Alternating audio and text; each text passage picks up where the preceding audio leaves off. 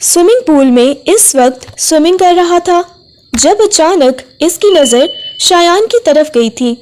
जैसे ही वो swimming pool से बाहर निकला, इसने अपने भीगे हुए बालों को हाथ मार के पीछे की तरफ किया।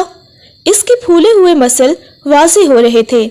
इसकी चौड़ी जिसामत, इसकी आंखों में छाई हुई जुनूनियत, जिसे देख के न जाने क्यों वजीहा को डर सा लगने लगा था। बाहर बादल गरज रहे थे, इसके बावजूद वो इतनी ठंड में स्विमिंग पूल में नहा रहा था और वो कब से यूं ही खिड़की में खड़ी इसे देखे जा रही थी। वो अपनी सोचों में मगन थी और बेसाख्तगी में ही इसे देख रही थी। इतने में बारिश शुरू हो गई और बारिश इतनी तेज बरस रही थी कि इसकी एक लम्हे के लिए भी निगाहें इस शख्स से हटी नहीं थी। शायान ने जैसे ही अपने ऊपर किसी की निगाहों की तपिश को महसूस किया तो इसने बेसाख्ता ही रोहान के कमरे की तरफ देखा। इसने फौरन से घबराते हुए अपना चेहरा दूसरी तरफ कर लिया था। उफ, जितना मैं इस मनहूस से बचने की कोशिश करती हूँ, इतना ही ये मेरे सामने आ जाता है। वो खुद को कोसते हुए आके बेड पे बैठ गई। बारिश बहुत तेज बरस रही थी। अचानक इसे याद आया, मुलाजमा ने कपड़े धो के छत पे डाले थे जिन्हें वो उतारना भूल गई थी। अपने सर पर चपत लगाते हुए वो जल्दी से उठी और जल्दी जल्दी छत की तरफ चली गई थी। वो मुकम्मल तौर पर बारिश में भीग चुकी थी, मगर इसे जल्दबाजी थी। वो जानती थी कि अगर इसने कपड़े ना उतारे तो फिर हानिया बेगम से इसकी अच्छी खासी डांट पड़ेगी। ये सोचते हुए वो जल्दी से छत की तरफ गई। जाके इसने ऊपर से कपड़े उतारे। अपने बाजू पे तमाम कपड़े डालते हुए वो जल्दबाजी में नीचे आ रही थी। अचानक इसका आखिरी सीढ़ी पर पांव फिसला। इससे पहले कि वो गिरती, किसी ने इसे मजबूत बाजुओं में थाम लिया था। इसने घबराते हुए सामने खड़े हुए शायान को देखा तो फौरन से इसके सीने पे हाथ रखते हुए इससे अलग हुई थी। भाभी, ध्यान से। वो जितना ज्यादा इससे दूर भागने की कोशिश करती थी, वो इतना ही ज्यादा करीब आ जाता था। अभी वो दोनों इतना पास ही खड़े थे जब हानिया बेगम वहां पे आ गई। अरे तुम इतनी रात को यहाँ भी क्या कर रही हो? फिर बीमार होने का इरादा है क्या? हानिया बेगम की आवाज पे वो जल्दी से घबराते हुए इससे दूर हुई थी। और शायान के इतना पास तुम इतने करीब क्या कर रही थी? वो चची जान, वो मैं ये कपड़े उतारने गई थी। वो घबराते हुए इन्हें बताने लगी थी। ये इतनी देर से तुम उतारने गई थी? देखो, सारे भीग के फिर से गंदे हो गए हैं। कब से आंधी चल रही थी, हवा चल रही थी। देखो तो सही इनका क्या हशर हो गया है। हानिया बेगम गुस्से में इसे डांट के बोली थी। वो सॉरी चची जान, इसने डरते हुए कहा था। मम्मा, क्या हो गया है? कपड़े ही तो हैं, सुबह वॉश हो जाएंगे, फिर से मुलाजमा कर देगी। अरे मुलाजमा बीमार है, वो आज ही छुट्टी लेके चली गई थी और मेरी हड्डियों में अब इतनी जान है कि ये दोबारा मैं धोऊंगी।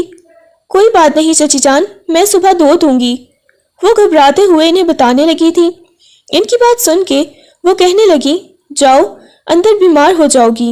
वो गुस्से में बोली थी और वो जल्दी से अंदर की तरफ चली गई। और तुम इस लड़की से दूर रहो। उन्होंने अपने छोटे बेटे की तरफ देखा था। शायान कहने लगा, क्या हो गया है मम्मा? क्यों आप भाभी के साथ ऐसा बिहेव करती हैं? ये मनहूस लड़की मेरे एक बेटे को तो खा गई है, अब तुम पे भी डोरे डालने की कोशिश कर रही है। खुदा के लिए मम्मा, आप ये कैसी बातें कर रही हैं? ऐसी बातें मत करें। अपने कमरे में आते ही वजीहा अपने हाथों में चेहरा छुपाए बहुत बुरी तरह से रोने लगी। साइड टेबल पर पड़ी हुई रोहान की तस्वीर को उठाया और अगले ही लम्हे बेसाख्ता इसके हाथ अपने पेट की तरफ गए थे, जहां पर पलने वाली नन्ही सी जान को महसूस कर रही थी। इसे छठा महीना स्टार्ट था और अब तो वो इसे काफी हद तक महसूस करने लगी थी, मगर न जाने क्यों इसके कितने आंसू उसकी आंखों से बहने लगे। बचपन से ही रोहान और वजीहा का रिश्ता तय था और ये रिश्ता आगा जान ने तय किया था। उसके मामा बाबा के इंतकाल के बाद वो ज्यादातर इसी घर में रहती थी। जिस दिन उसकी मंगनी हुई थी रोहान के साथ, इस दिन अचानक से उसके ताया जान का इंतकाल हो गया और जब शादी की तैयारियां शुरू हुई तो आगा जान का इंतकाल हो गया। और जब इसे माँ बनने की खबर मिली तो इसके शौहर का इंतकाल हो गया।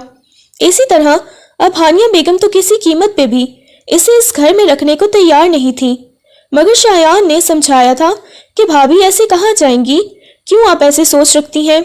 پلیز مما دیکھیں تو صحیح وہ کن کن لمحات سے گزر رہی ہیں، کن کن وقتوں سے لڑ کے آئی ہیں، پلیز مما ایسا مت کریں۔ انہوں نے نرمی سے اسے سمجھایا تو انہوں نے رکنے کی اجازت دے دی۔ آہستگی سے کمرے کا دروازہ کھلا، وہ ابھی ہی چینج کر کے باہر آئی تھی۔ سامنے کھڑے ہوئے شایان کو دیکھ کے اس کی پیشانی پہ بل نمودار ہوئے۔ تم یہاں کیا کر رہے ہو؟ ہمیشہ کی طرح اس کا لہجہ سخت تھا، اسے کبھی شایان اچھا ہی نہیں لگا تھا، بچپن سے ہی وہ شایان سے نفرت کرتی آئی تھی۔ وہ بھابھی پلیز آپ اپنا خیال رکھا کریں، اور اتنی بارش میں آپ کو چھت پہ جانے کی کیا ضرورت تھی؟ اگر آپ گر جاتی تو میں نہیں چاہتا کہ میرے بھائی کی نشانی کو کچھ ہو۔ تمہیں میری فکر کرنے کی ضرورت نہیں ہے، میں اپنا خیال اچھے سے رکھ سکتی ہوں۔ جب سے اسے معلوم ہوا تھا کہ شایان اس کے ساتھ نکاح کرنا چاہتا ہے، تب سے وہ مزید شایان سے دور بھاگنے کی اور اس سے نفرت کرنے کی کوشش کر رہی تھی، کیونکہ یہ بات بھی اس نے اڑتی اڑتی سنی تھی کہ شایان اپنے بھتیجے کو اپنا نام دینا چاہتا ہے، اس کے ساتھ نکاح کرنا چاہتا ہے۔ جب بچہ اس دنیا میں آ جائے گا تو وہ نکاح کرنے کا ارادہ رکھتا ہے، اور اب وہ اسی وجہ سے اس کے ساتھ اس قدر نفرت سے پیش آتی تھی، تاکہ وہ اس سے نکاح کے بارے میں اگر سوچ بھی رہا ہے تو نہ سوچے۔ دیکھو پلیز تم آج کے بعد اتنی رات کو میرے کمرے میں مت آنا۔ ہمیشہ کی طرح لہجہ سخت تھا، اور اس کی بات کو اگنور کرتا ہوا وہ باہر چلا گیا۔ اور ہاں، صبح کپڑے واش کرنے کی ضرورت نہیں ہے، پھر تم نے کر کے دینے ہیں کیا؟ وہ غصے میں سے دیکھتے ہوئے گویا ہوئی تو وہ خاموشی سے کمرے سے باہر چلا گیا۔ وہ نہ جانے کتنی دیر تک تکیے میں اپنا چہرہ چھپائے روتی رہی، نہ جانے کب اس پہ نیند غالب آئی اور وہ سونے کے لیے لیٹ گئی۔ صبح جب اس کی آنکھ کھلی تو بے ساختہ ہی اس نے کھڑکی کے آگے سے پردے ہٹائے تو اس کی نظر پیچھے بنی ہوئی ڈرائر کی طرف گئی جہاں پر وہ کپڑے ڈال رہا تھا۔ اس کی پیشانی پہ بل نمودار ہوئے۔ اسے ڈرائر میں کپڑے ڈالتا ہوا دیکھ کے اف کیا بنے گا اس لڑکے کا، وہ جلدی سے نیچے آئی تھی۔ وہ جانتی تھی اگر ہانیہ بیگم نے اسے یہ سب کرتے ہوئے دیکھ لیا تو پھر سے ہانیہ بیگم نے اسے ہی ڈانٹ دینا ہے۔ اب آپ کو کیا ضرورت تھی، میں کر لیتی۔ وہ غصے میں اسے دیکھتے ہوئے بولی، میں یہ سب کچھ آپ کے لیے نہیں کر رہا، اور یہ سوچنا چھوڑ دیں کہ میں آپ کی فکر کرتا ہوں۔ مجھے اگر کسی کی فکر ہے تو اپنے بھتیجے کی ہے۔ وہ غصے میں اسے دیکھتے ہوئے گویا ہوا۔ وہ سینے پہ ہاتھ باندھتے ہوئے اسے دیکھنے لگی۔ بھتیجی ہوئی تو؟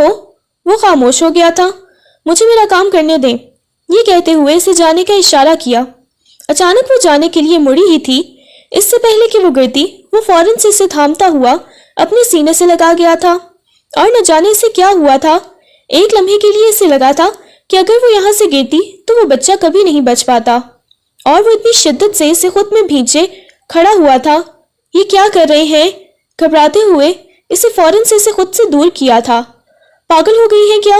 آپ کا دماغ خراب ہو گیا ہے؟ آپ کو کچھ بھی نظر نہیں آتا؟ وہ غصے میں اسے دیکھتے ہوئے گویا ہوا تھا، اور اسے اچھا خاصا ڈانٹ بھی دیا تھا۔ اس کی آنکھوں میں نمی تیر آئی تھی۔ اندر جائیں اور دوبارہ مجھے یہاں نظر مت آئیے گا۔ میں نے ایک اور ملازمہ کا بندوبست کیا ہے، وہ پہلی والی چھٹی پہ گئی ہے تو آپ کو کام کرنے کی ضرورت نہیں ہے، براہ کرم۔ یہ کہتے ہوئے اسے ڈبٹ کے کمرے کی طرف بھیج دیا گیا۔ میں آپ کے لیے ناشتہ بنا کے لاتا ہوں، مما گھر پہ نہیں ہیں۔ یہ کہتے ہوئے اسے اندر بھیج دیا تھا، اور وہ کافی زیادہ پریشان ہو گیا تھا۔ جب سے روحان کا انتقال ہوا تھا اس کے اوپر کام کا برڈن بہت زیادہ بڑھ گیا تھا۔ سارا کام روحان نے سنبھالا ہوا تھا، مگر اس کے جانے کے بعد تو سب کچھ شایان پہ ہی آ گیا تھا۔ اس نے بہت زیادہ عیاشی کی تھی روحان کے سر پہ، اور اب اسے احساس ہوتا تھا کہ سب کچھ سنبھالنا کتنا مشکل ہے۔ وہ سارے کپڑے ڈرائی کرنے کے بعد جلدی جلدی بچھاتا ہوا کچن کی طرف آیا، اس کے لیے ناشتہ بناتا کمرے کی طرف آیا۔ کمرے کا دروازہ کھولا تو وہ سامنے گھٹنوں پہ سر رکھے سامنے لیپ ٹاپ کھولے بیٹھی ہوئی تھی۔ لیپ ٹاپ پہ شاید اس کی اور روحان کی تصاویر تھیں جنہیں وہ دیکھنے میں مگن تھی۔ نہ جانے کتنے آنسو اس کے گھٹنوں پر گر رہے تھے۔ وہ آہستگی سے آ کے اس کے سامنے بیٹھا، لیپ ٹاپ کو بند کرتے ہوئے سائڈ پہ کیا۔ دیکھیں آپ کی طبیعت ٹھیک نہیں ہے، اور آپ نے مجھے بتایا بھی نہیں۔ میں نے ابھی آپ کی فائل دیکھی ہے، اس مہینے کی 10 تاریخ کو آپ نے چیک اپ کے لیے جانا تھا، لیکن آپ کو پتا ہے آج کیا ڈیٹ ہو گئی ہے؟ کیوں نہیں آپ نے مجھے بتایا؟ وہ نرمی سے اس سے پوچھنے لگا تھا۔ دیکھیں، میں نہیں چاہتا کہ میرے بھائی کی نشانی کو کچھ بھی ہو۔ دیکھیں، آپ کو اپنا بہت زیادہ خیال رکھنا ہوگا۔ وہ نرمی سے اسے سمجھا رہا تھا۔ جیسے ہی مما واپس آتی ہیں تو ریڈی ہو جائیے گا، میں آپ کو ہاسپٹل لے جاؤں گا۔ وہ نرمی سے اسے سمجھا رہا تھا۔ اس نے اس بات میں سر ہلا دیا۔ آگے سے اس نے کسی قسم کی کوئی ضد نہیں کی، کوئی بات نہیں کی۔ ابھی وہ باہر جانے ہی لگا تھا جب اچانک سے اسے اپنے پیٹ میں بہت زیادہ درد کا احساس ہوا۔ اس کی سسکی نکلی تھی اور اس کا ہاتھ اپنے پیٹ کی طرف گیا۔ وہ جو دروازے سے باہر نکل رہا تھا، شایان نے مڑ کے وجیہہ کی طرف دیکھا۔ کیا ہوا ہے؟ وہ جلدی سے اس کے پاس آتے ہوئے بولا۔ وجیہہ کیا ہوا ہے؟ اس نے نرمی سے وجیہہ کا نام پکارا۔ پین ہو رہی ہے، بہت بہت زیادہ۔ کیوں پین ہو رہی ہے؟ سب کچھ ٹھیک تو ہے نا؟ وہ بہت زیادہ گھبرا گیا تھا۔ اس کے چہرے پہ پسینے آنے لگے۔ چلیں، میں آپ کو ہاسپٹل لے جاتا ہوں۔ اسے اپنا سہارا دیتے ہوئے اسے باہر لے کے آ گیا۔ آدھے گھنٹے کا وہ سفر طے کر کے 10 منٹ میں طے کر چکے تھے اور ہاسپٹل پہنچ چکے تھے۔ ڈاکٹر نے اس کا چیک اپ کیا اور کہنے لگی زیادہ ٹینشن کی بات نہیں ہے، بس ٹائم پہ میڈیسن وغیرہ لیتی رہیں تو دوبارہ سے ایسا نہیں ہوگا۔ ڈاکٹر کی بات سن کے اس نے اس بات میں سر ہلا دیا۔ سب کچھ نارمل ہے نا؟ اس نے نرمی سے ڈاکٹر سے پوچھا تو ڈاکٹر نے اس بات میں سر ہلا دیا۔ سب کچھ نارمل ہے۔ چلے ٹھیک ہے، میں نے انہیں ڈرپ لگا دی ہے، کافی زیادہ ویکنس ہوئی پڑی ہے انہیں۔ اپنی ڈائٹ کا بہت زیادہ خیال رکھیں، ورنہ ایسے تو بیبی کی صحت پہ بھی برا اثر پڑے گا۔ ٹھیک ہے ڈاکٹر۔ ڈاکٹر نے کچھ ہدایات لکھ کے دی تھی۔ وہ روم کی طرف آیا جہاں اسے ڈرپ لگی ہوئی تھی۔ اپنا کیوں نہیں خیال رکھتی؟ اسے دیکھتے ہوئے وہ بولا تھا۔ وہ اس سے نظریں چڑانے لگی۔ شایان کی آنکھوں میں کچھ ایسا تھا جو اسے ڈرا دیتا تھا۔ بس رکھتی ہوں خیال، میں نے مما کو کال کر کے بھی بتا دیا تھا تمہاری طبیعت کچھ ٹھیک نہیں تھی، تو اس وجہ سے میں تمہیں لے کے ہسپتال آیا ہوں۔ ٹھیک ہے، زیادہ بات وہ نہیں کرتی تھی۔ اس کی ڈرپ ختم ہوئی تو کافی رات ہو گئی تھی۔ اچانک اس نے گاڑی ایک ریسٹورانٹ کے سامنے روک دی۔ یہاں کیوں روکی ہے؟ ہمیں ابھی گھر چلنا چاہیے، میری طبیعت کچھ ٹھیک نہیں ہے، کھانا کھا کے چلتے ہیں۔ بے ساختہ ہی اس کی نظر ریسٹورانٹ کی طرف گئی۔ اکثر روحان کے ساتھ وہ اس ریسٹورانٹ میں آتی تھی، مگر وہ کچھ بول نہیں سکی۔ کھانا کھانے کے بعد وہ اسے لے کے واپس آ گیا۔ ابھی وہ لوگ گھر میں داخل ہوئے تھے کہ سامنے ہانیہ بیگم کھڑی ہوئی تھی۔ ارے تم اسے چیک اپ کروانے لے کے گئے تھے یا پھر گھمانے پھرانے لے گئے تھے؟ یہ سن کے وہ کہنے لگا، کیا مطلب ہے مما؟ چیک اپ کروانے کے لیے لے کے گیا تھا، ان کی طبیعت خراب تھی۔ جاؤ وجیہہ، تم اندر جاؤ۔ ان دونوں کے درمیان کیا بات ہوئی؟ لیکن اگلی صبح وہ بھی سو رہی تھی کہ جب اسے ہانیہ بیگم کے چلانے کی آواز آئی۔ اس نے آنکھیں کھول کے دیکھا تو سامنے ہانیہ بیگم کھڑی ہوئی تھی۔ ہانیہ بیگم نے خون خوار نگاہوں سے اسے دیکھتے ہوئے اس کے بازو سے پکڑ کر اسے کھڑا کیا۔ کیا کر رہی ہیں چچی جان؟ وہ گھبراتے ہوئے انہیں دیکھتے ہوئے گویا ہوئی، تمہاری ہمت کیسے ہوئی؟ تم میرے بیٹے کے ساتھ رنگرلیاں منانے کی کوشش کر رہی ہو؟ اس گھر کے سارے مردوں کو تو تم ہمارا منحوس چہرہ کھا چکا ہے، لیکن اب تم میرے دوسرے بیٹے کے پیچھے پڑی ہوئی ہو۔ تمہیں ذرا شرم نہیں آتی؟ اسے لے کے عیاشیوں کی طرح نکل جاتی ہو۔ وہ غصے میں چلاتے ہوئے گویا ہوئی تو وہ عجیب نگاہوں سے ان کو دیکھنے لگی۔ اس کی آنکھوں سے بے دھڑک آنسو بہنے لگے۔ شایان جو باہر سے گزر رہا تھا وہ جلدی سے اندر آ گیا۔ مما کیا ہو گیا ہے؟ خدا کے لیے کیوں لوگوں کی باتوں میں آ کے آپ اس معصوم پہ ایسی باتیں کر رہی ہیں؟ وہ گھبرا گئی تھی۔ تمہیں نہیں پتا یہ منحوس لڑکی ہے، میں نہیں چاہتی کہ یہ تمہیں بھی مجھ سے چھین لے۔ اس منحوس لڑکی نے سب کچھ تو مجھ سے چھین لیا ہے اور اب یہ تمہیں بھی مجھ سے چھیننا چاہتی ہے۔ بیٹا میں تمہیں نہیں کھونا چاہتی۔ مما بس کر دیں۔ اب کی بار وہ اتنی شدت سے چلایا تھا کہ وہ بھی سہم گئی تھی۔ اسے دیکھنے لگی، وہ جلدی سے پیچھے کی طرف ہو گئی تھی۔ اس کا دل بہت زیادہ گھبرانے لگا۔ وہ اس کے پاس جانے لگا جب اس نے ہاتھ کے اشارے سے روک دیا تھا۔ پلیز مجھے اکیلا چھوڑ دو، میرا دم گھٹ رہا ہے، پلیز مجھے اکیلا چھوڑ دو۔ وہ روتے ہوئے گویا ہوئی تھی تو وہ دونوں ہی کمرے سے باہر چلے گئے، مگر وہ عجیب نگاہوں سے اپنی ماں کو دیکھتے ہوئے نفی میں سر ہلانے لگا۔ مما آپ کے ساتھ اچھا نہیں کر رہی اس کے ساتھ۔ وہ کمرے سے باہر چلی گئی تھی۔ اس کے بعد تو وجیہہ نے شایان کے ساتھ ہم کلام ہونا ہی چھوڑ دیا تھا۔ وہ شایان سے دور دور رہتی تھی، جبکہ شایان بھی اسے بلانے کی کوشش کرتا تو وہ کہتی پلیز شایان، دور رہا کرو مجھ سے، تمہاری مما کو بالکل بھی اچھا نہیں لگتا۔ وقت گزرنے لگا۔ آج شایان گھر پہ نہیں تھا، اس نے رات ہی کو واپس آنا تھا، اور اس وقت ہانیہ بیگم اپنے کمرے میں بیٹھی ہوئی تھی، اور جو کارنامہ وہ باہر کر کے آ رہی تھی وہ اچھی طرح جانتی تھی۔ اس کے بعد تو وجیہہ نہیں بچنے والی۔ اس کا نواں مہینہ سٹارٹ تھا، اور اسے ہر وقت ضرورت ہوتی تھی کوئی نہ کوئی ملازمہ اس کے ساتھ ہوتی جو اس کا خیال رکھتی۔ اس نے دیکھا ٹیبل پہ پڑے ہوئے جگ میں پانی نہیں تھا۔ اس نے ملازمہ کو آواز دی تو اسے احساس ہوا کہ شاید ملازمہ گھر پر نہیں ہے، اور پیاس کی شدت سے اس کی بری حالت تھی۔ آہستہ آہستہ سیڑھیاں اترتے ہوئے نیچے آ رہی تھی وہ، جب اچانک سے اس کا ایک سیڑھی پہ پاؤں پھسلا اور وہ نیچے گرتی چلی گئی۔ اس کے چیخنے چلانے کی آواز سن کے ہانیہ بیگم ٹس سے مس نہ ہوئی، بلکہ وہ خاموشی سے اپنے کمرے کا دروازہ بند کر کے وہیں بیٹھی رہی تھی۔ جبکہ اس کے چیخنے چلانے کی آواز آ رہی تھی، ملازمین بھی گھر پہ نہیں تھے، اور اس نے اپنے پیٹ پہ ہاتھ رکھے ہوئے اور وہ چلا رہی تھی۔ اسی لمحے شایان گھر میں داخل ہوا تھا، اور وہ بے ساختہ ہی اس کی نظر سامنے لاؤنج میں پڑے ہوئے اس کے وجود پہ گئی تھی۔ وہ جلدی سے اس کے پاس آیا۔ نیچے فرش پر ساری طرف لال لال ہو رہا تھا۔ وہ جلدی سے اس کے پاس آیا۔ بھابی، وجیہہ بھابی، آپ ٹھیک ہو؟ وہ جلدی سے اس کے پاس آتا ہوا اسے اپنے بازو میں اٹھا گیا تھا، مگر وہ بے ہوش ہو گئی تھی۔ تکلیف کی شدت بس اس سے برداشت ہی نہیں ہو رہی تھی۔ اسے لے کے فوراً سے ہاسپٹل چلا گیا۔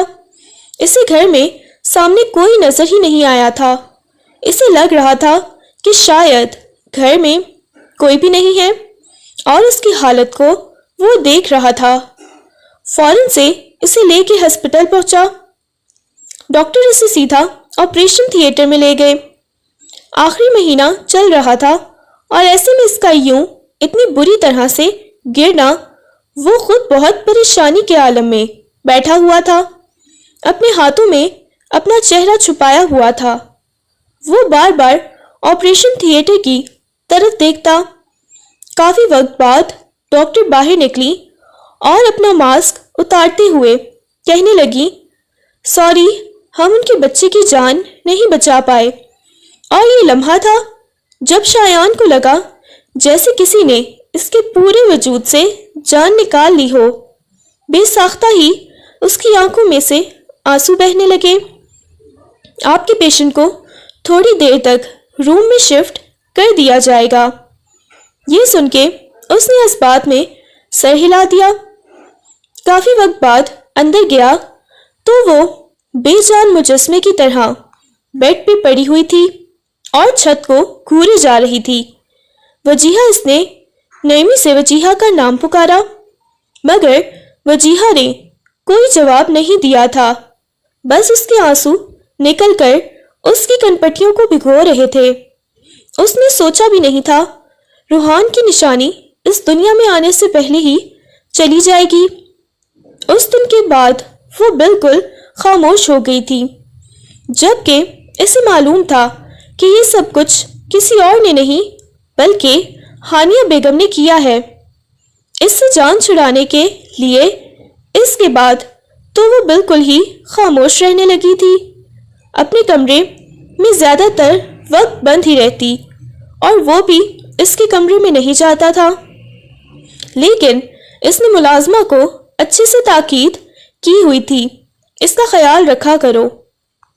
بیٹا، مجھے تم سے کچھ بات کرنی ہے۔ شایان اسٹڈی روم میں بیٹھا ہوا تھا۔ جب ہانیہ بیگم اسٹڈی روم میں آتے ہوئے نرمی سے گویا ہوئی تھی۔ جی مما، بولیں، کیا بات کرنی ہے؟ دیکھو بیٹا، میں چاہتی ہوں کہ تم اپنی خالہ کی بیٹی سندس کے ساتھ شادی کر لو۔ یہ سن کے اس کی پیشانی پہ بل نمودار ہوئے۔ نہ جانے کیوں اس کی آنکھوں کے سامنے وجیہہ کا چہرہ آنے لگا تھا۔ دیکھو بیٹا، سندس بہت اچھی لڑکی ہے، اور اگر تم چاہتے ہو کہ تمہارے اور وجیہہ کے بارے میں کوئی غلط نہ سوچے تو اس لیے اچھا ہوگا کہ تم سندس سے شادی کر لو۔ یہ سن کے اس نے ان کی طرف دیکھا اور کہنے لگا، ٹھیک ہے مما، میں سندس کے ساتھ شادی کرنے کے لیے تیار ہوں۔ سندس تو اسے بچپن سے ہی بہت بری لگتی تھی، مگر اس وقت اس کی مجبوری تھی۔ اگر وہ اس رشتے سے انکار کر دیتا تو ہانیہ بیگم نے پھر سے کوئی نیا ہنگامہ کھڑا کر دینا تھا۔ اس وجہ سے اسے مجبوری میں اس رشتے کے لیے حامی بھرنی پڑی اور سندس کے ساتھ رشتہ طے ہو گیا۔ آج ان دونوں کی منگنی تھی۔ سندس اس کے پہلو میں بیٹھی ہوئی بہت خوبصورت لگ رہی تھی، مگر اسے سندس سے ذرا بھی کوئی لینا نہیں تھا۔ وہ چاروں طرف دیکھنے لگا۔ اس نے دیکھا تو اسے وجیہہ کہیں نظر نہیں آئی تھی۔ مما، اس نے ہانیہ بیگم کو بلایا تھا تاکہ وہ ان سے وجیہہ کے بارے میں پوچھ سکتا، مگر ان کے چہرے پہ چھایا ہوا غصہ دیکھ کے اس نے نہیں پوچھا تھا کہ وجیہہ کدھر ہے۔ منگنی کی رسم کے بعد حال سے وہ واپس آ گئے تھے لوگ، تو وہ سیدھا اپنے کمرے کی طرف چلا گیا تھا، جبکہ اسے یہ سمجھ آ چکی تھی کہ ہانیہ بیگم نے ہی وجیہہ کو منگنی کے فنکشن میں آنے سے منع کیا تھا۔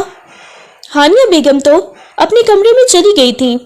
وہ آہستگی سے اٹھا اور وجیہہ کے کمرے کی طرف گیا۔ وہ وجیہہ کے ساتھ کچھ بات کرنا چاہتا تھا۔ اس نے آہستگی سے دروازے پہ دستک دی تو دروازہ ویسے ہی کھلتا چلا گیا۔ اس نے جیسے ہی آنکھ کی وجیہہ کے اوپر سے کمبل ہٹایا تو وہ بخار میں تپ رہی تھی۔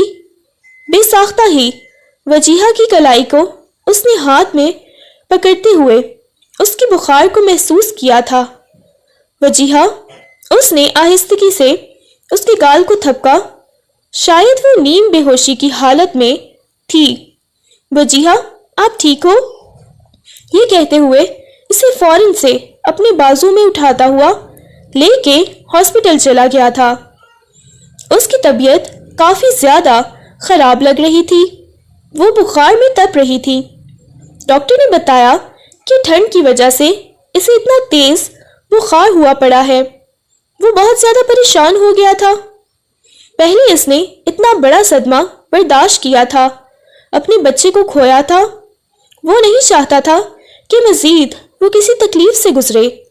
وہ پوری رات اس کے پاس بیٹھا ہوا تھا، اسے ڈرپس وغیرہ لگی ہوئی تھی اور وہ وہیں پر پڑی ہوئی تھی۔ وہ کرسی پر بیٹھا ہوا تھا۔ اچانک اس کی آنکھ کھلی۔ اس نے دیکھا تو وہ ہسپتال کے کمرے میں تھی۔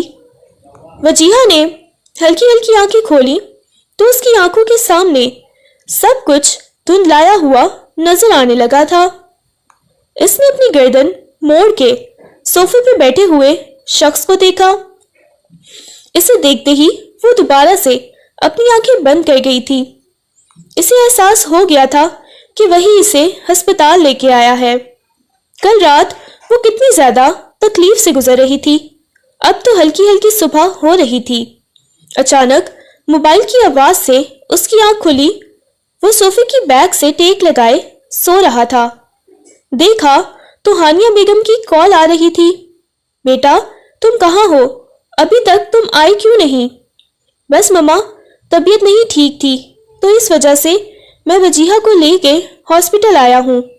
یہ سن کے ہانیہ بیگم نے برا سا منہ بنایا اور کہنے لگی، ٹھیک ہے بیٹا، تم جلدی واپس آ جانا۔ اس نے کہا ٹھیک ہے مما، لیکن اسے واپس جاتے جاتے بھی دوپہر ہو گئی تھی۔ دوپہر کے وقت اس کا کچھ بخار کم ہوا تھا جب ڈاکٹر نے اسے ڈسچارج کیا تھا۔ اس نے ملازمہ کو ہدایت دی کہ اس کا اچھے سے خیال رکھنا۔ یہ دیکھ دیکھ کے نہ جانے کیوں ہانیہ بیگم کو ہول اٹھ رہے تھے۔ وہ نہیں چاہتی تھی وہ ایک بیٹے کو کھو چکی ہے، وہ اپنے دوسرے بیٹے کو نہیں کھونا چاہتی تھی۔ وہ تو ہمیشہ سے ہی وجیہہ کو منحوس کہتی آئی تھی۔ منگنی کو کچھ ہی دن گزرے تھے جب گھر میں سندس کی فیملی والوں کی بہت بڑی دعوت انہوں نے رکھی تھی۔ ایسے میں بھی وجیہہ کو یہی بولا تھا ہانیہ بیگم نے کہ کام کرنے کے بعد تم اپنے کمرے میں چلی جانا، اور اس نے بھی کہہ دیا تھا ٹھیک ہے، لیکن اب جو کچھ ہانیہ بیگم کے دماغ میں چل رہا تھا وہ بالکل بھی نہیں جانتی تھی کہ ہانیہ بیگم کیا کرنے والی ہیں۔ سندس کا بڑا بھائی الیاس جو مسلسل اس کے کمرے کے دروازے کی طرف دیکھ رہا تھا، جیسے ہی سب لوگ سونے چلے گئے تو الیاس اس کے کمرے کی طرف گیا تھا۔ آہستگی سے اس نے کمرے کا دروازہ کھولا تو سامنے ہی وہ سو رہی تھی۔ الیاس ایک ایک قدم چلتا ہوا اس کے پاس آیا، اس کے چہرے کو دیکھنے لگا تو اس کے اوپر سے کمبل ہٹانے لگا۔ وجیہہ کی ایک دم آنکھ کھل گئی تھی، اس کی نیند کچی تھی۔ وہ گھبراتے ہوئے سامنے کھڑے ہوئے شخص کو دیکھنے لگی۔ آپ یہاں کیا کر رہے ہیں؟ وہ کانپتی ہوئی آواز میں بولی، اور الیاس کے لبوں پہ مسکراہٹ بکھر گئی۔ آپ یہاں کیا کر رہے ہیں؟ وہ جلدی سے اپنا دوپٹہ دیکھنے لگی تھی جو کہ اب اس کو الیاس کے ہاتھ میں نظر آیا تھا۔ یہ تلاش کر رہی ہو؟ دیکھو میری جان، میں یہاں پہ کچھ لینے آیا ہوں تم سے۔ یہ کہتے ہوئے وہ اس کے وجود کو دیکھنے لگا تو اسے اس شخص کی نگاہیں اپنا وجود کے آر پار ہوتی محسوس ہونے لگی۔ وہ بہت زیادہ گھبرا گئی تھی۔ دیکھو میری بات سنو، مجھے معلوم ہے کہ تم ساری زندگی اکیلے گزارو گی، تم تو ایک بیوہ والی لڑکی ہو، تمہیں تو اپنے شوہر کی طلب محسوس ہوتی ہوگی۔ وہ سنجیدگی سے اس کی آنکھوں میں دیکھتے ہوئے گویا ہوا تھا۔ تو تم یہاں کیا کر رہے ہو؟ وہ ڈرتے ہوئے بولی تھی۔ وہ ایک دم سے اس کے قریب آنے لگا۔ وہ گھبراتے ہوئے پیچھے ہونے لگی، اسے پیچھے کی طرف دھکا دیا۔ چھوڑو مجھے۔ وہ اس کے بازو کو پکڑے ہوئے تھا اور اسے پیچھے دیوار کے ساتھ لگا دیا۔ وہ خود کو چھڑانے کی کوشش کرنے لگی۔ شایان جو باہر سے گزر رہا تھا اچانک اس کے کمرے سے آنے والی مختلف آوازیں سن کے اس کی پیشانی پہ بل نمودار ہوئے۔ وہ ایک دم سے کمرے کی طرف آیا۔ اس نے دھکا مار کے دروازہ کھولا تو سامنے وجیہہ کھڑی ہوئی تھی۔ جیسے ہی الیاس نے وجیہہ کا ہاتھ چھوڑا تو وہ ایک دم سے روتے ہوئے آنکھ سیدھا شایان کے سینے سے لگی تھی۔ وہ خود نہیں جانتی تھی کہ اس نے ایسا کیوں کیا، مگر اس کا پورا وجود لرز رہا تھا۔ یہ میرے ساتھ تمہاری ہمت کیسے ہوئی اسے ہاتھ لگانے کی؟ بتاؤ مجھے۔ اس نے الیاس کے گریبان سے پکڑ کر اس کے منہ پہ مکے مارنے لگا تھا۔ اس کی ناک سے خون بہنے لگا۔ ساری حویلی والے اکٹھے ہو گئے تھے۔ سندس کی مما غصے میں کہنے لگی، بیٹا کیا کر رہے ہو تم؟ میں تو اس سے بات کرنے آیا تھا۔ الیاس کانپتے ہوئے پیچھے ہونے لگا۔ میں نے تو اس سے بات کرنی تھی، لیکن یہ خود میرے پاس آ رہی تھی۔ وہ بہت ہی صفائی سے جھوٹ بولنے لگا تھا۔ جھوٹ بول رہا ہے یہ، چھوڑو میرے بیٹے کو۔ اس کی مما آگے کی طرف بڑھنے لگی تھی۔ خبردار، میں اس کی جان نکال دوں گا۔ یہ کہتے ہوئے وہ اسے مار رہا تھا۔ سندس کہنے لگی، پیچھے ہٹو، میرے بھائی کو چھوڑو۔ تمہاری ہمت کیسے ہوئی میرے بھائی پہ ہاتھ اٹھانے کی؟ لیکن وہ اسے بری طرح سے مارے جا رہا تھا۔ یہ دیکھ کے تو ہانیہ بیگم کو غصہ آ گیا۔ اس لڑکی نے اسے خود ہی پہلے اپنے کمرے میں بلایا ہوگا، پھر اس پہ الزام لگا دیا ہے۔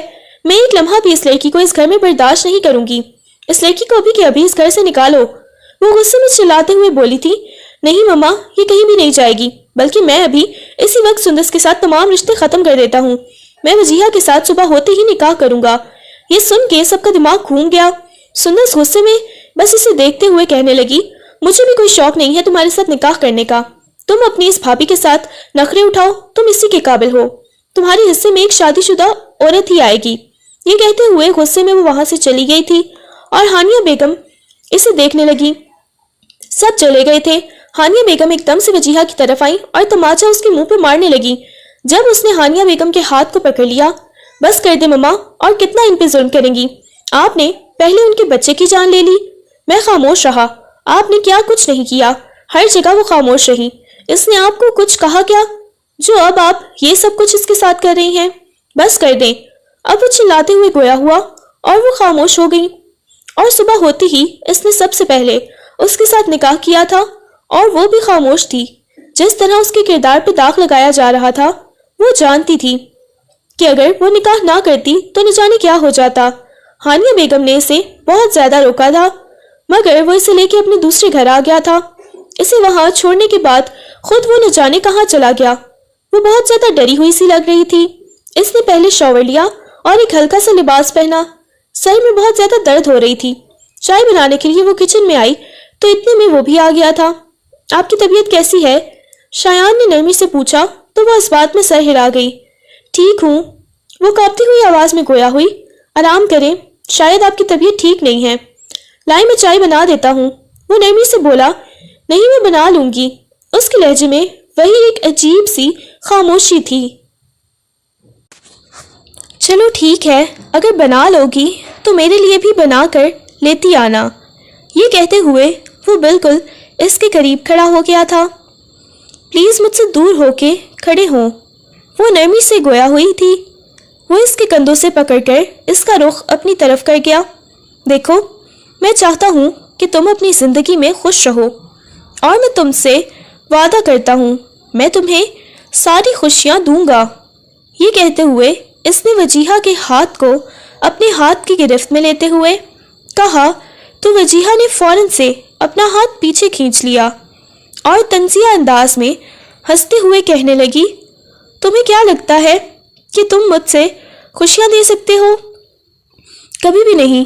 جو تم سوچ رہے ہو نا کہ میں تمہاری بیوی بن جاؤں گی یا تم مجھ سے شوہر والا حق لو، تم مجھ سے ایسا کچھ بھی نہیں چاہیے۔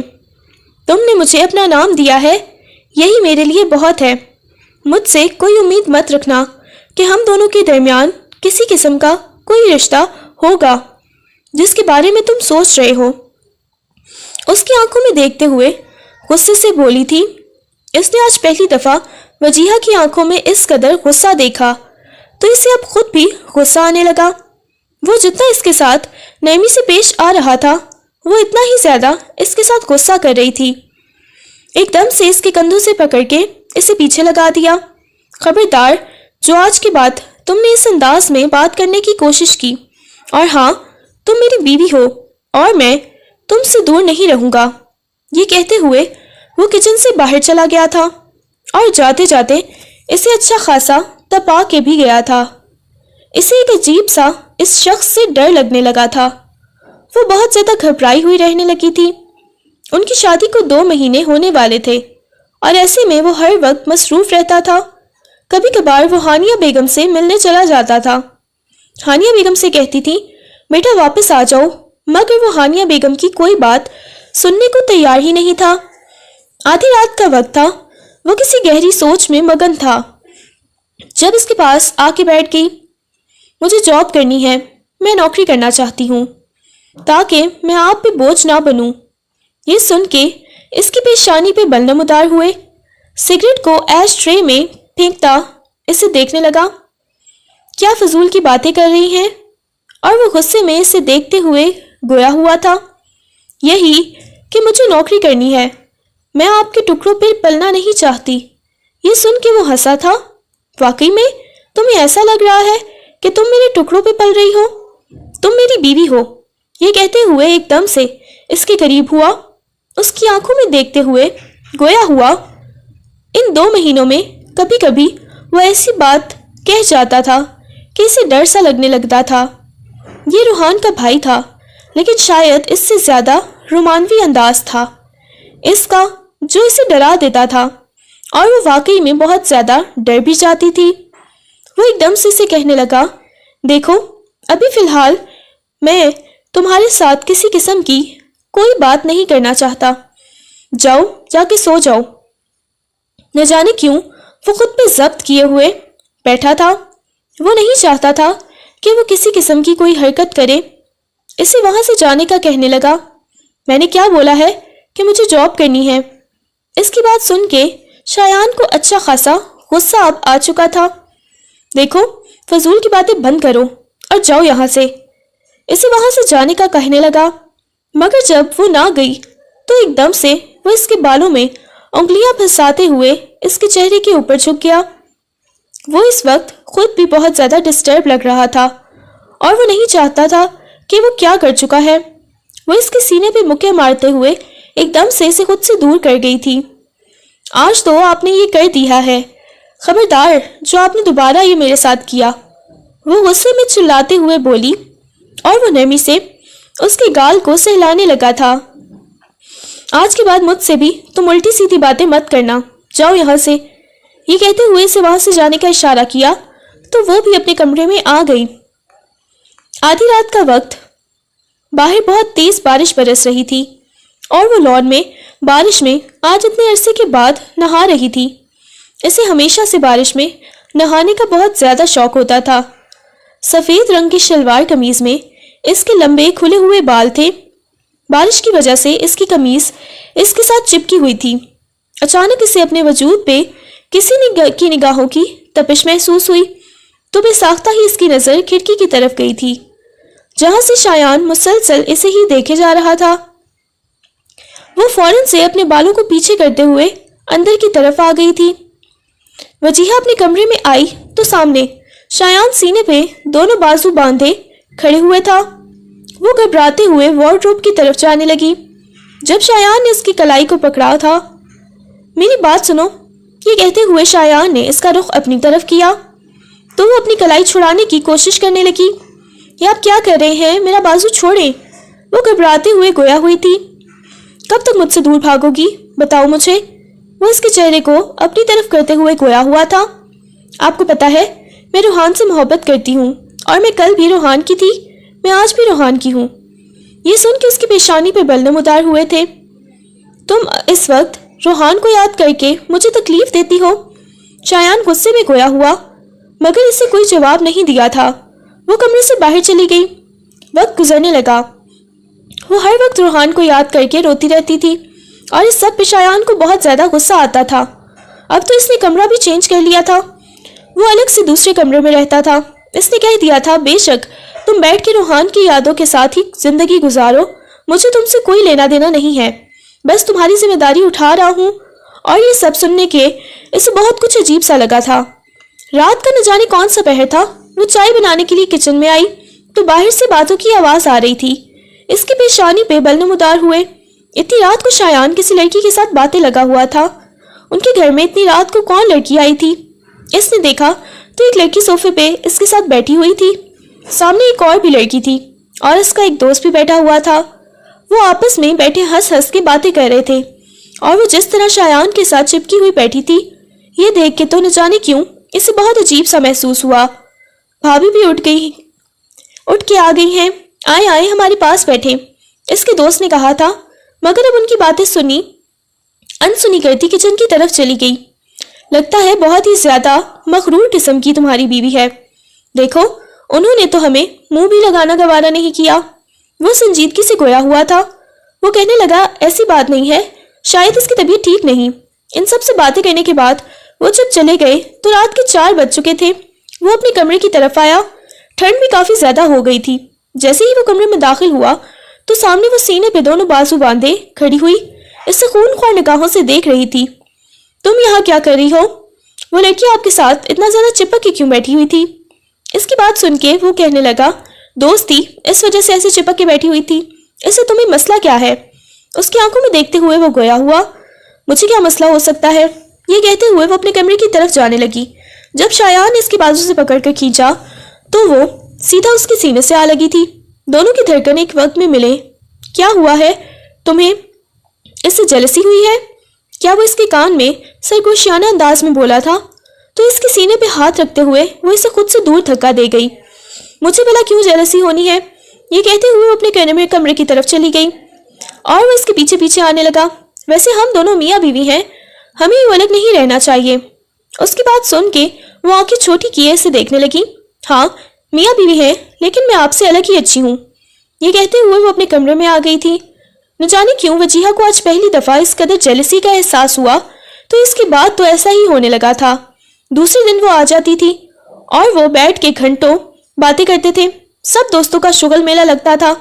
کبھی کبھی وہ بہت زیادہ بیزار بھی ہو جاتی تھی، کبھی کبھی ان کے درمیان جا کے بیٹھ جاتی تھی، مگر وہ زیادہ وقت خاموش ہی رہتی تھی، کسی قسم کی کوئی بات نہیں کرتی تھی۔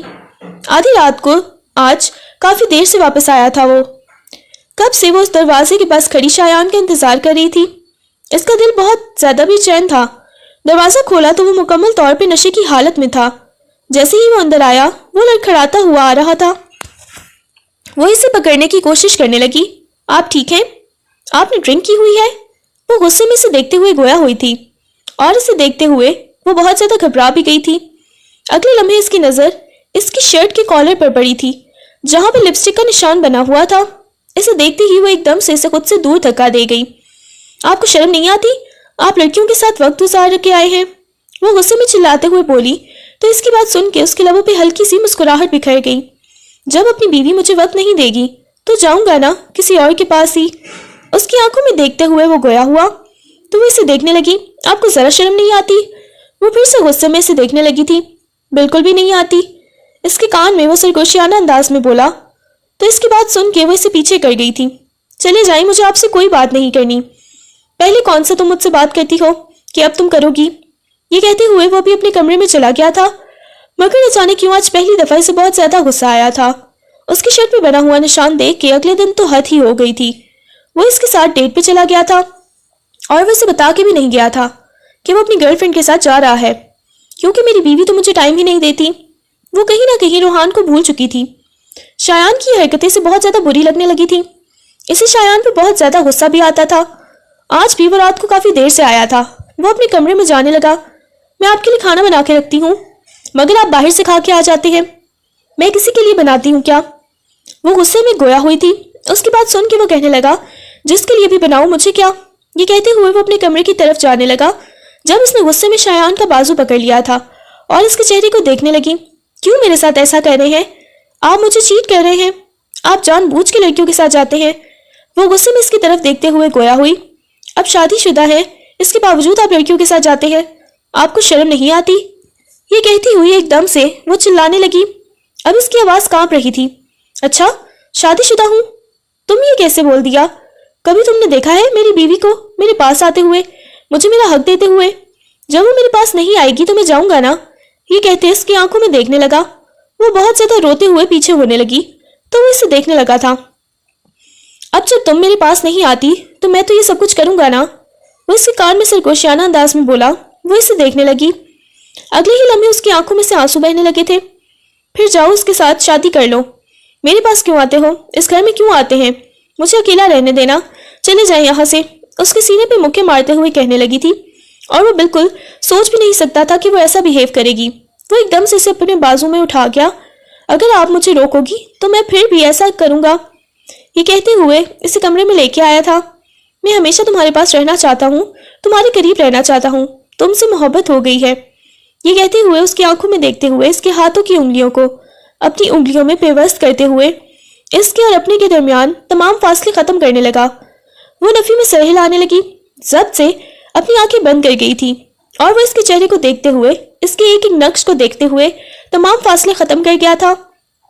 وہ اسے چاہ کے بھی روک نہیں سکی تھی، کیونکہ وہ سکون نہیں چاہتی تھی۔ وہ جانتی تھی اگر اسے روکے گی تو وہ کسی اور کے پاس جائے گا۔ وہ نہیں چاہتی تھی کہ وہ کسی اور کے پاس جائے۔ صبح جب اس کی آنکھ کھلی تو اس کے بازوؤں کے حصار میں وہ سو رہی تھی۔ اس کے چہرے کو دیکھنے لگا، جھک کر اس کی پیشانی پہ بوسہ دیا۔ اس نے ہلکی ہلکی آنکھیں کھول کے اس شخص کی طرف دیکھا۔ اس کے لبوں میں مسکراہٹ بکھر گئی تھی۔ اس کے ہاتھ کو اپنے ہاتھ کی گرفت میں لے گیا۔ وہ اس کے گال کو سہلاتے ہوئے بولا تو اس نے نفی میں سر ہلا دیا۔ اس کے سینے میں اپنا سر چھپا گئی تھی۔ اس کے بعد تو وہ اس کا خیال رکھنے لگی تھی۔ وہ اسے بتا چکا تھا کہ وہ محض اس کے دوست تھے اور وہ زیادہ نشے کی حالت میں نہیں تھا۔ وہ جان بوجھ کے کر رہا تھا، لپسٹک کے نشان، وہ سب کچھ جان بوجھ کے کر رہا تھا تاکہ وہ اسے احساس کروا سکے کہ وہ اس سے محبت کرنے لگی ہے، اس سے جلتی ہے، اور کہیں نہ کہیں وہ دونوں ایک دوسرے سے بہت زیادہ محبت کرنے لگے تھے۔ ہانیہ بیگم کو احساس ہو گیا تھا کہ انہوں نے کتنا غلط کیا ہے۔ وہ اس سے معافی مانگتے ہوئے کہنے لگی، اور وہ بھی کیا کر سکتی تھی، اس نے اللہ کی رضا کے لیے معاف کر دیا۔ اللہ نے انہیں ایک خوبصورت سے بیٹے سے نوازا۔